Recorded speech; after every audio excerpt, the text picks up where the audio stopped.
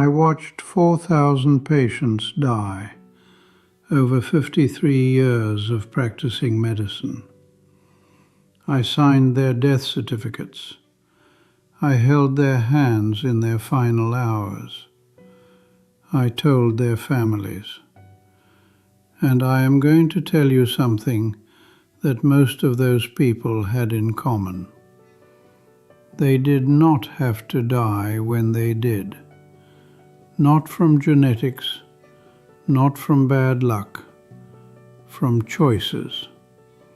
Exposed patterns I first identified in 1972. Exposed behaviors I warned patients about for decades. Most of them did not listen. Now most of them are gone. I am 102 years old. I am not telling you this because I want your sympathy or your amazement.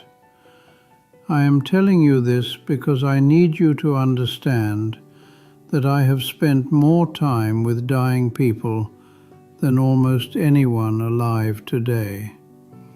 And I know exactly what separates the ones who made it to 90 from the ones who dropped dead at 68.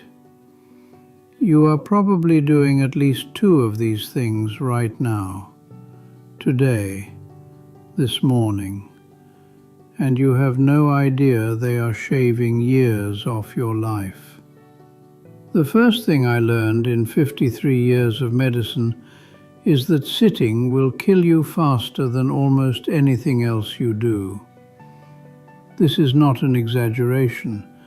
I watched it happen in real time, patient after patient. In 1981, I started keeping separate notes on my patients who sat for work versus those who moved. Accountants, secretaries, executives. They aged differently. Their blood work looked different. Their hearts failed sooner. By 1990, I had enough data to know that someone sitting 8 or 9 hours daily was aging internally about 40% faster than someone who moved throughout the day. The medical literature caught up eventually, but I saw it first in the bodies of my patients. Here is what happens. You sit. Your circulation slows. Blood pools in your legs. Your lymphatic system, which depends on movement to function, stagnates.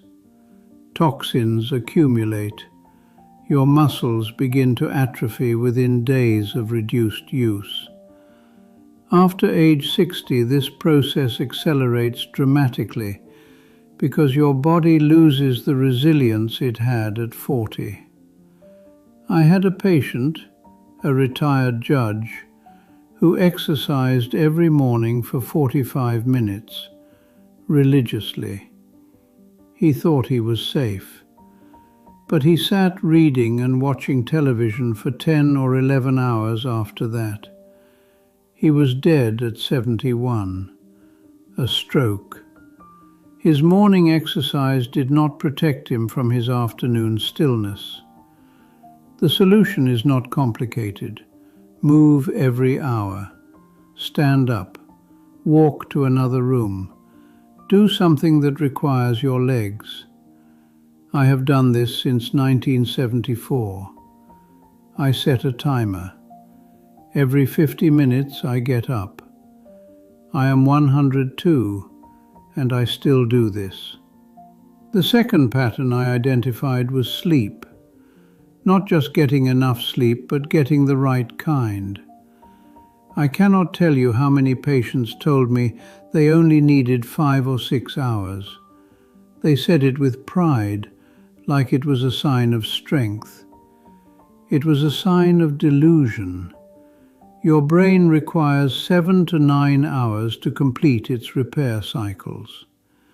During deep sleep, your glymphatic system flushes out metabolic waste, including the proteins associated with cognitive decline. When you consistently cut your sleep short, you are allowing these toxins to accumulate night after night after night. I watched patients who slept poorly develop memory problems a full decade earlier than those who slept well. The correlation was so strong I could almost predict who would start declining based on their sleep habits in their 60s. And here is something the research is only now confirming. Broken sleep is worse than short sleep. Waking up 4 or 5 times per night, even briefly, prevents you from reaching the deep stages where restoration happens. Many of my patients did not even know they were waking. Their spouses knew, but they did not. If you wake up tired after 8 hours in bed, something is wrong. The third thing that kills people after 60 is loneliness. I know this sounds soft. It is not. Loneliness triggers a chronic stress response in your body. Your cortisol remains elevated. Your immune function decreases. Your inflammation markers rise. I had patients who were otherwise healthy but lived alone with no meaningful connections. They deteriorated faster than patients with serious chronic conditions who had strong social bonds. The data on this is overwhelming now, but I saw it clinically for decades. Humans are not designed to be isolated. After 60, when you lose a spouse or friends start dying, the risk of isolation increases dramatically. You have to fight it actively. Join something, call someone. Do not let weeks pass without a real conversation. The fourth pattern involves food, and this one makes me angry because the advice my profession gave for 40 years was wrong. We told people to eat low fat. We told them whole grains were healthy. We told them orange juice was good for them. We created a generation of seniors eating toast and jam and cereal and wondering why their blood sugar was out of control. After age 60, your metabolism changes. Your insulin sensitivity decreases.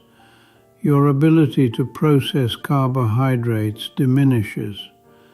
Foods that were fine at 40 become inflammatory at 70. I changed my own diet at 65 when I started seeing the patterns. I eliminated most processed carbohydrates. I increased healthy fats. I focused on vegetables and protein. My inflammatory markers dropped within 3 months. I recommend the same to my patients who would listen. Most would not. They trusted the old advice. Many of them are gone now. The fifth thing is chronic worry. This one is subtle because it does not look like a health problem. It looks like a personality trait.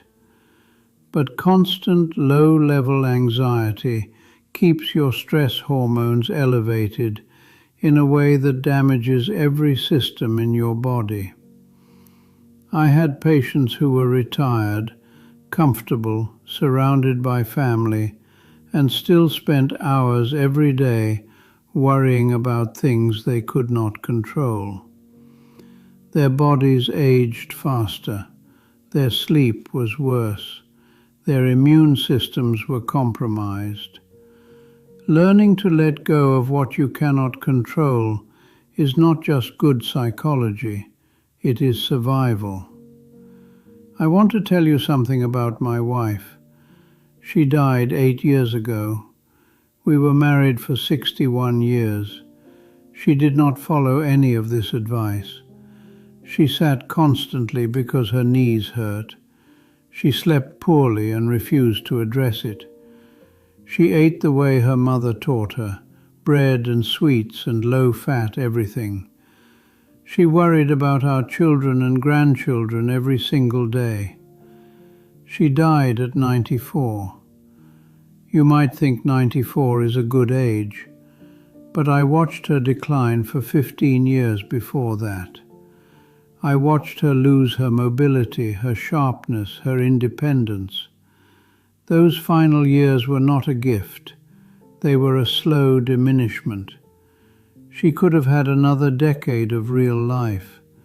She chose not to change. I am 102. I live alone. I cook my own meals. I walk every day. I read. I call my grandchildren. I sleep 7.5 hours every night. I am not special. I am not lucky. I made choices. You are making choices right now, today, this hour. And I am telling you from 53 years of watching people die that those choices matter more than you want to believe. You do not have to change everything. Pick one thing. The sitting or the sleep or the isolation or the food or the worry. Fix one and the others become easier. I have buried 2 of my 3 children. I have buried my wife. I have buried 4,000 patients. I am still here. And I am telling you that most of the people I buried did not have to go when they did. You are still here too. What are you going to do about it?